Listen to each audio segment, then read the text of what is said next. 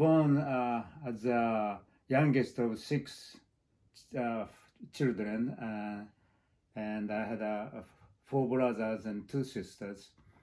And when I was born, apparently one of my oldest brother was gone to war already. So actually, I grew up as youngest of three brothers and two sisters. And when I was 6 years old, that was 1944, and my brother went to a kamikaze bombing squad, and that was my most unforgettable memory, because I didn't know how kamikaze bombing is, but I got a feeling that it was a terrible thing. And I remember he was I think a junior in high school, and he was begging to my parents to let them go to kamikaze, and my parents were crying and discouraging, and he was crying, also crying to let them go. So I didn't know. I got the idea that something terrible thing going to happen. So I thought I had to let him, somehow I have to stop him go to kamikaze. So I remember every morning he go out to school with very shiny black leather shoes. And that was one thing I never forget. And if I thought I damaged that shoes, maybe he cannot go to kamikaze. So one evening, everybody went to bed, and I woke up, sneaked out from my bed, and cut up his shiny black shoes with kitchen knife, and went to bed. Next morning, I woke up with a huge commotion, and everybody saying, "Who did this? Who did no?" My brother was crying because he cannot go to school with chopped up black shoes. And finally, they figured out who did it. And since I was only 6 years old, so I honestly told them, "Well, if I cut your shoes, you cannot go to kamikaze." And that's one of the most vivid memory about Second World War. Anyway, I don't remember exactly how it happened, but he eventually went to kamikaze, volunteered to kamikaze squad. And I think that was maybe March or April, because it was still very cold. And then my mother took me to my kamikaze base, which is quite far away from hometown, and I had to take a train and a ferry boat into Shikoku Island. And in that trip, my mother and I had to get off the train many times and hide into a bunker, because every time American bomber comes, the siren goes on, and everybody get off the train and go into the bunker. And that's another thing I never forget. And so he went to kamikaze, and my mother and I were shown his little plane, which is like a red dragonfly looking thing from far away. And he told me that's the airplane he's going to go on. And so we said goodbye to him, and I was told that we will never see him again. Anyway, for long story short, war ended before his kamikaze squad actually was deployed for bombing raid, because there was not enough oil for Japanese Navy. they trained a lot, kamikaze bombing, but luckily my brother didn't have a chance to go, and war ended apparently on the way to Okinawa or somewhere, and eventually he came home. And I don't remember exactly when, but that was probably a few months after war ended, and he came home, and I was very surprised. I told him, my parents and everybody very happy, hugging, but I said, why did you come home? You are not supposed to come home. And oh boy, my father, gave me big hit on my head, and but everybody then started to laugh.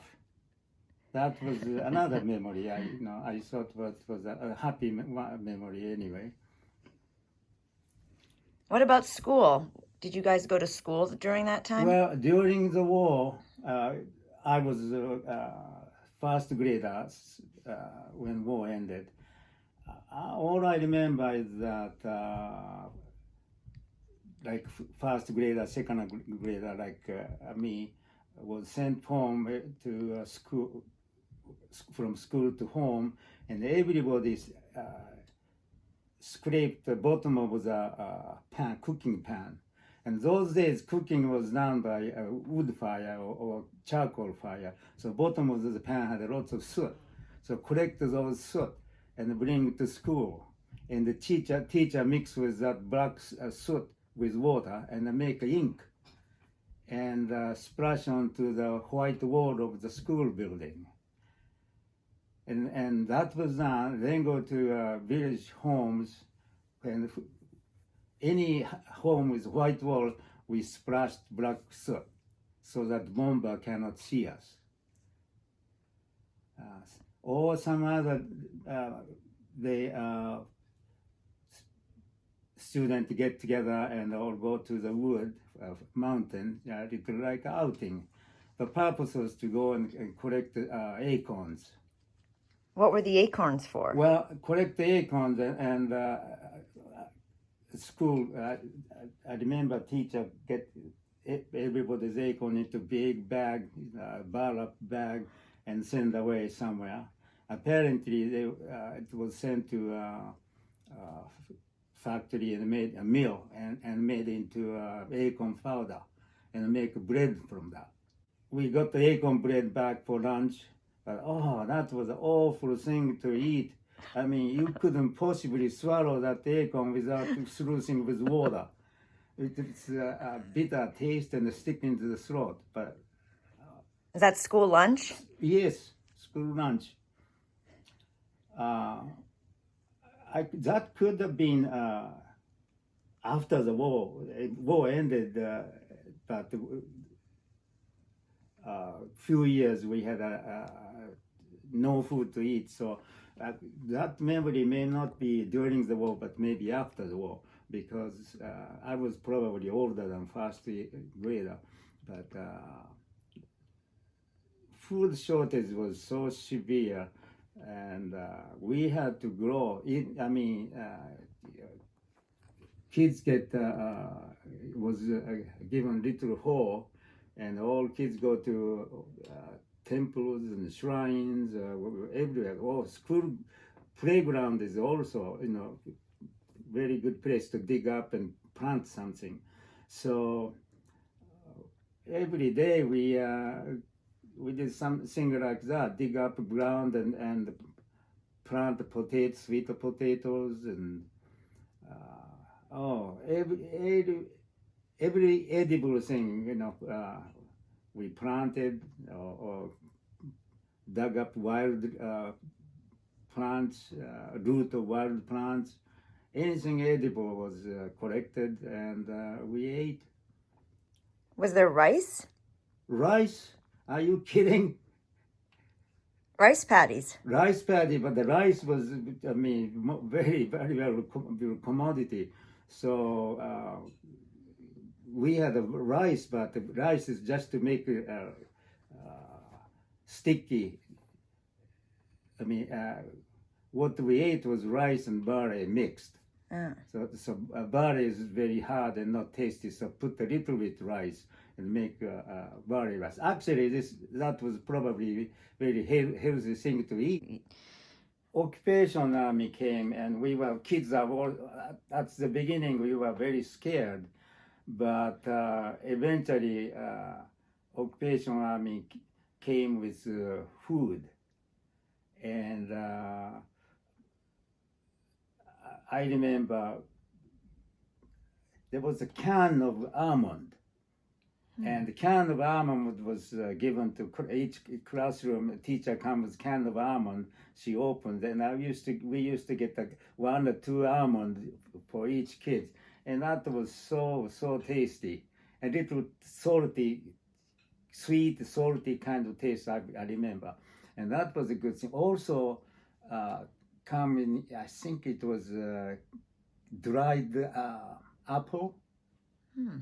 Dried apple, that was very good. And also dried milk. Dried milk come in like a 50-gallon barrel, kind of cardboard barrel, I remember. Come in a cardboard barrel, and school gets that big barrel, and teacher mix that with hot water and make a milk. And that wasn't very tasty, not sweetness, but just milk. And some kids hated it, but I liked it. But some kids hated it. The cup of milk was given, and I would drink right away, but some kids hide in the table, in the desk, and pretend to be he finished. And I remember some kids, they smelled so bad because it got rotten in the table. But anyway, we survived the first few years after the war with things like that, vegetable grown in a schoolyard, or milk from occupation army. Big treat is, of course, as I said, almond or dried apple, just a piece. But since our main staple is sweet potato or barley mixed with a little with rice, so those treat was I never forget. Without those milk, probably we never survived. We are in, again, very scary, uncertain time, but this kind of life reminds me of me growing up in those wartime and post-war scarcity. I worry about children, today's children, and it must be very scary, but we have to let them know that everything's going to be okay.